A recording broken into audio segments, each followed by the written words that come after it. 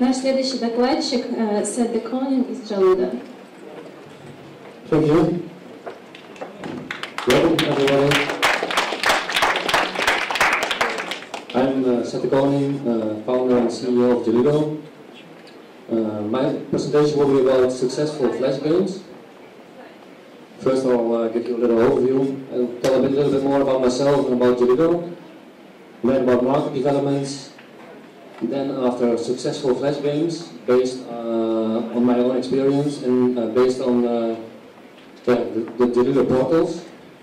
And then I will finish off with what can this mean, what does it mean for indie developers, and what can indie developers do with Jaludo. So Jaludo, I started in 2006. I started a casual gaming portal in the Netherlands. Right now it's grown to 40 million gamers every month that game on our portals. So we have casual gaming portals where we have a lot of games. We have over 5,000 games. Part of that is third-party games, part of that is own-produced games. We have a studio in Beijing with 25 people. And we've got 25 people in the Netherlands, in Amsterdam and Rijssen. Well, our portals are in a lot of languages, 28 languages worldwide. So we try to cover a lot of languages, so we can have a broader reach worldwide. And as I said, we have 40 million gamers that play the games on our portals every month. So market developments, I'll tell a bit more on what I see last years. So first of all, the whole mobile game development. This is a new platform and a lot of new content is created on this. If you look, for example, a year ago in the iOS, in the App Store, we saw a lot of titles from big companies, like Tetris. And if you look right now, you see a lot smaller studios got in that App Store and, for example, Tepsu, and created those freemium model games, which seems to be really interesting. So our gamers are mainly on the web, so on the browser desktops, as I call it. And a part of our gamers is on mobile, and we're developing mobile community right now, but it's really basic. We have some HTML5 games. So what it is about these days is it's our cross-platform, so the gamer is king. How I see it is that the gamer plays a game at a portal, and then he goes to his work, and in the train he continues gaming in the same game. So you should make a game that have achievements, and then you have some kind of special achievement that you can get while playing on a mobile version of that game. The distribution of the game is really important. This will go more and more digital. You still got the retail today, but the retail I think will slowly go away. So you need to make deals with big publishers to broaden the reach of the game and to increase your revenues. So what you see is with the flash games a couple of years ago, it was mainly just creating a game, let it be sponsored, and try to make as many gameplays as possible. But today there are new revenue share models, so you make a deal with a publisher or distributor, and you not only get like an initial amount of money, but you just share the revenues, not only based on CPM, but also based on in-game purchases. Another thing that we see is content abundance. There are coming more and more developers. It's more difficult to get your game to get your game that would be a success. So you have to, before you make the game, you really have to find the engagement factors in your game. So look at your analytics in your game and see which factors are important for gamers and try to improve them. And for example, first focus on one platform, make your game a success on the web or in a flash game, and if it's really successful, try to port it to other platforms. So if you first focus on one platform, it first of all doesn't cost so many resources, and focus is important. So you can better focus on your game mechanics instead of focus on distributing your game to all kind of different platforms. What I see else is that loyalty is becoming really important. Well, yeah, a gamer can play, has an option to play a lot of games, so you have to make sure that he chooses your game for a reason. So you have to offer extra servers, added value, and yeah, if you make your game social, so put social currency in it, so the user can like your game better than the rest because of the social currency, or because of you have a mini community in your game. So you have to listen to the gamer and try to improve your game.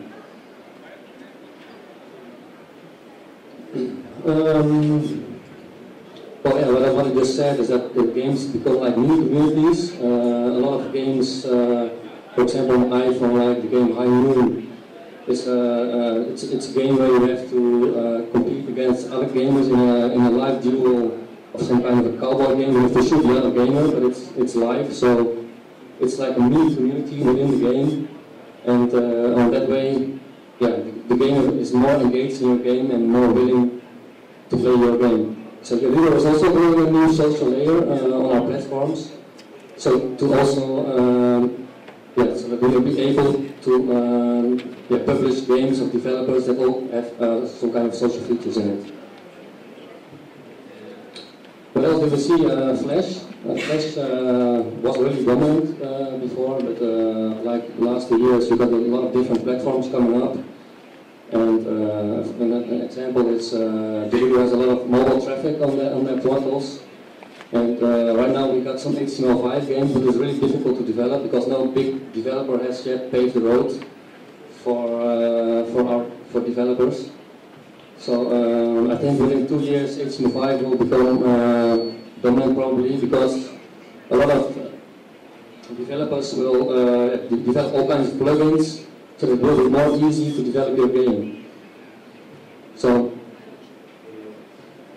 that's about market developments. Now I want to talk about successful Flash games at Jaludo. But first of all, I also want to explain why they are successful. So I want to quickly sum up some criteria for successful Flash games with a small explanation in it.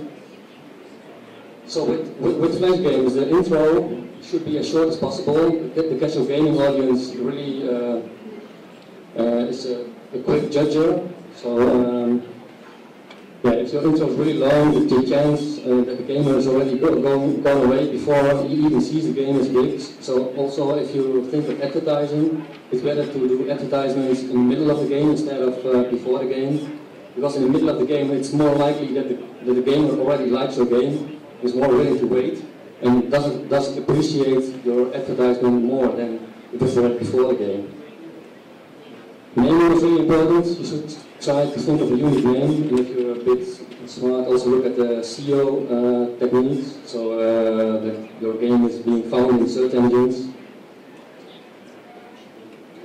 Originality. I split it up in 5 sub-things. One is contemporary approach. If you make a game based on a contemporary approach like presidential election, the chance is bigger that a news website or another website will pick your game up and give your game free publicity. Like this example is Bourgeois Rampage from Miniclip. Or we make the classic's already been proven to be popular, so if you mix classic games together, you mix the success factors of these games. A good example is Pac-Son, it's a mix of Pac-Man and Sonic. Seasonal games is a good one. With Christmas, we always have the most busiest time of the year with the most gamers playing games, and they are willing to spend the most money with Christmas. So this Christmas version of Pac-Son is a good example of a Christmas game. Making use of cute animals also always works really well. So you can, for example, use penguins or just create your own cute character that different target groups are interested in. So not try to make your game, not only for girls, the character you're creating, but just try to have some kind of uniform character. And humor is also a really important one. Humor does not cost any money, so if you don't have a lot of resources, my advice is to also put humor in your game. Like in this game, you're playing Eddie Murphy, and yeah, you have different options what to do with the homeless man in this picture. And if you sing to him, he will join you singing, and then they start dancing together. So that's funny. Use of existing IP, SpongeBob is a good example. The games are not really good, but they have some kind of instant success because it's SpongeBob. Physics. Yeah, make use of the right gravity. A gamer will see if the gravity is right and appreciate the game more. Graphics, yeah, make use of. You should have useful graphics. Don't have too many spammy buttons in it, and just try to focus on the gameplay when the gamer is in the game. Difficulty, learning curve, and goals. Yeah, have enough levels in your game. Yeah, try to make the levels start easy and get more difficult at the end. Integrate high scores, achievements in your game. That's really important for that the gamer will come back and will also more likely to tell his friends.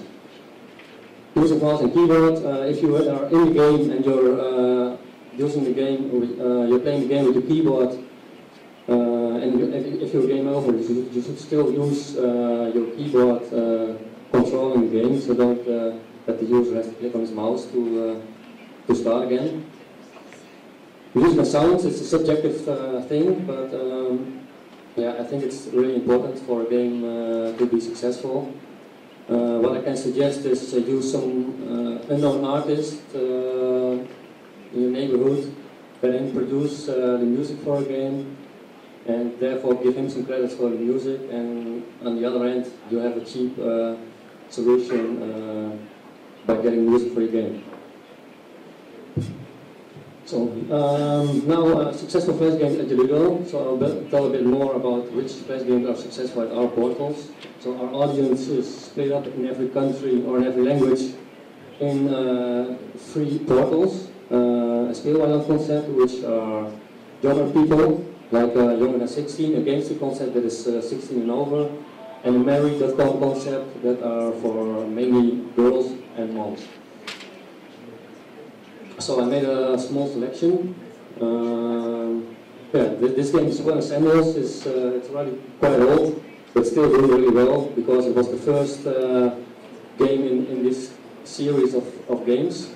And it's a unique environment, Roman Empire times. So yeah, gamers like this environment. There are unique characters in the game being used in all the sequels.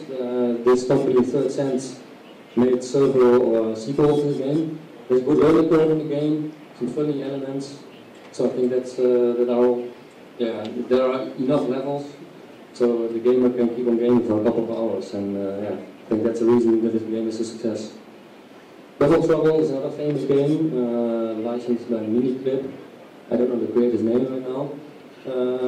That's an agility game with a really good learning curve in it, and the nice thing is that it's really easy to start playing, and you can be quickly engaged playing this game. And they also made several games of this game, and yeah, they're all using the same game mechanics in the other games, and yeah, having some different twists in the game. Age of War. This game, yeah, you start really easy as like a human being of a couple of thousand years ago, and the further you are, the more advanced your weapons get, and the more advanced the people get. So the title is really good, Age of War, saying that yeah, long ago the fighting was different than now, so you see the whole evolvement in time. So that's, yeah, okay. Another really nice game is Snowdrift, published by Miniclip. use of adorable penguins and really good music in the game. It's a platform game in which you are a little snowman. You have to run through the levels and you come across all kinds of penguins. Well, they have good music, good use of keyboard when going over, a good learning curve, and a lot of levels, which is important. Man, this is a game we developed ourselves. It's included in our community, so players come back every day to play it. We already have over 500 million gameplays. Gameplay of this game is really easy and you can win, you learn it really quick. The goal is to win from the other players, and the players keep coming back because they want to win from the other players that are really good. So there's a social factor also in this game. My Sweet Dog, that's a game where you have to take care of a really cute dog. The game describes the life of a dog, from young to old. The player is quickly engaged in taking care of the dog. We use this dog character in also in other sequels. The game has good music and sounds, and we got a lot of letters from people that the game goes about the life of the dog, and at the end of the game, the dog says goodbye. So a lot of people think that's really sad. But yeah, we got a lot of reactions on that. That's over 50 million gameplays in a bit more than a year's time.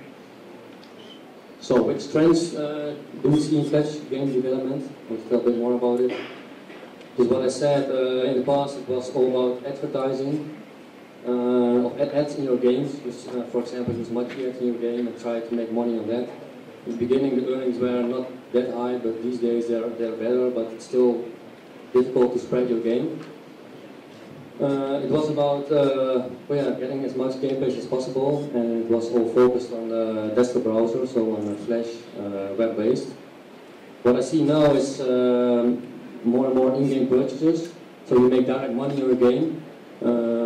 There's a strong growth of social and mobile platforms.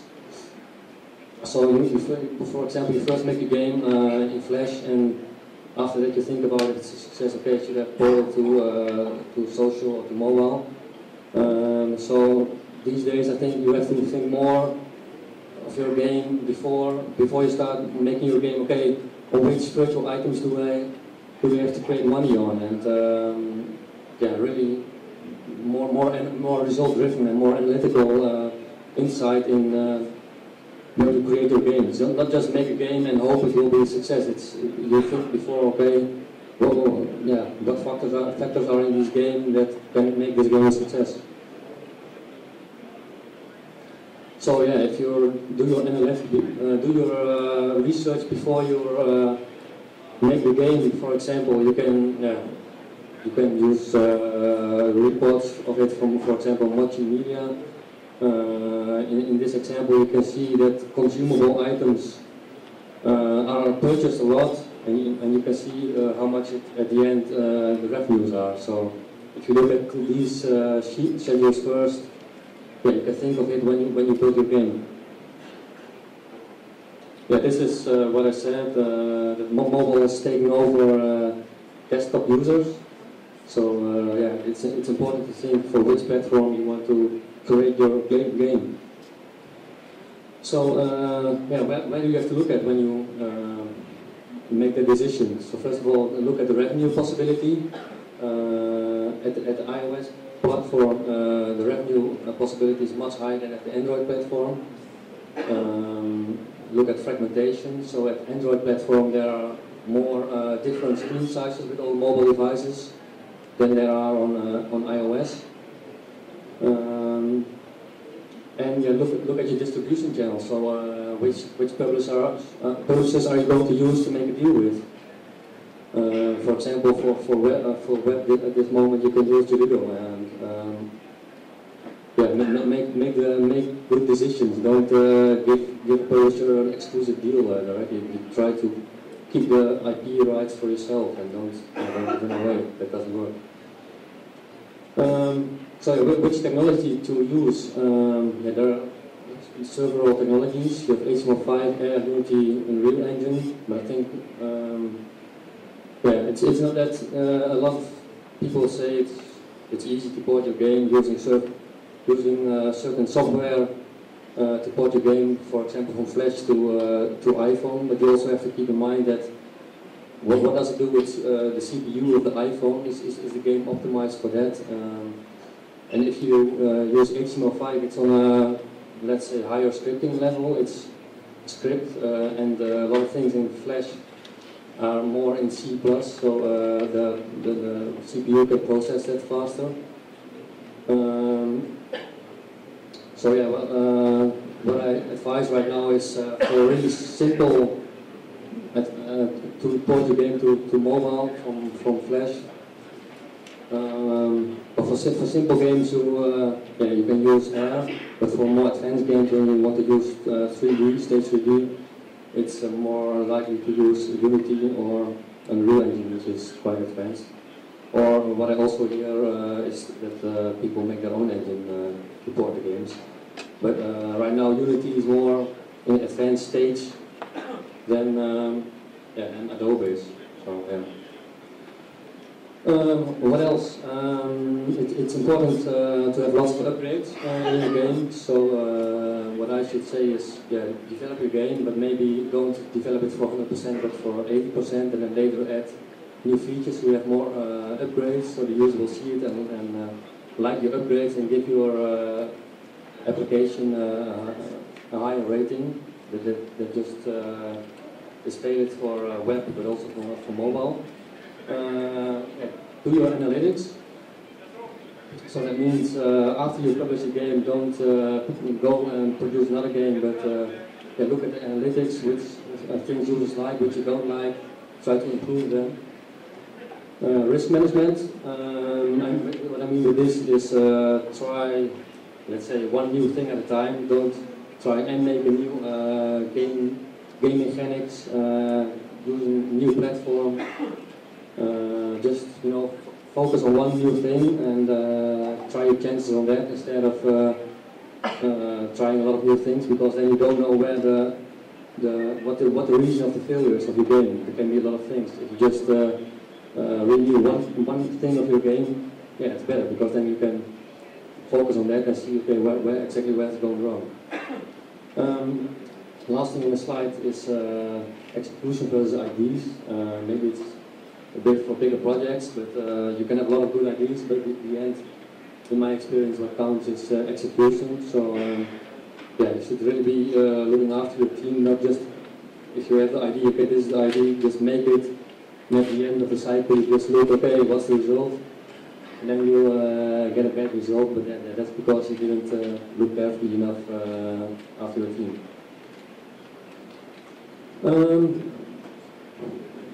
Let's see. So, what can Jaludo mean for indie developers? We're looking for partners to co-develop our gaming communities. Like, for example, we're developing an API right now to bundle the web and all the mobile applications together. And we're also looking for game developers that can implement our APIs and do revenue share on that. So we have 40 million games every month. We can share revenues, we can advise you on this, we can give you APIs. We can sponsor your game, promote unique IDs, license your game.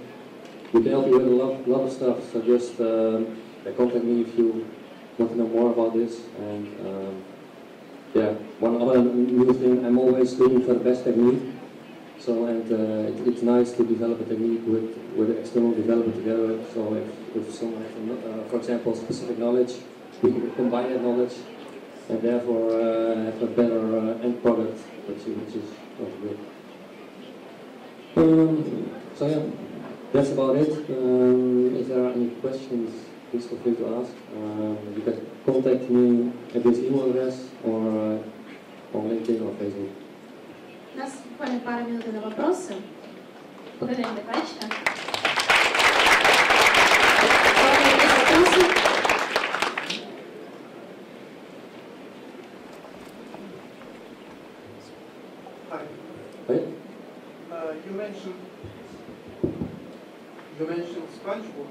And I want to ask, isn't it illegal to use SpongeBob in our games? And how come that Nickelodeon doesn't try to close this application? Yes, it's illegal, but we made a deal with Nickelodeon to publish their games. So it's official, yes? Excuse me? I mean that they got the license. Yeah, they license these games, yeah. Okay, But that's just licensing. What I'm telling is that if you have the IP of SpongeBob, you can develop some really good games. Because what I said, the games of SpongeBob are not the nicest games out there, but they're like an instant success because the series, the TV series, is popular. And the second question about advertising. You said that it's better to include it into the middle of the application, but as far as I know, the most of applications show the advertising while preloading. For example, on Newgrounds, every application has an advertising while preloading. And normal users go away before they see the game. I mean, they watch the advertising because anyway they have to watch advertising because the game is preloaded. I'm more talking about the game itself. If you first have a Newgrounds preloader and after that you get your own multi-preload and then you get your intro and then the game starts, the user is already like 2 minutes further. And what I'm saying is that if you put a lot of stuff for your game, it's more likely that the user will drop off and never see your game. I think it's a better idea that he first has the ability to play the game and then see the advertisement. Then the user is more happy, so probably he will buy the product in the advertisement earlier and he will appreciate the game better. Спасибо. К сожалению, у нас закончилось время. Благодарим докладчика.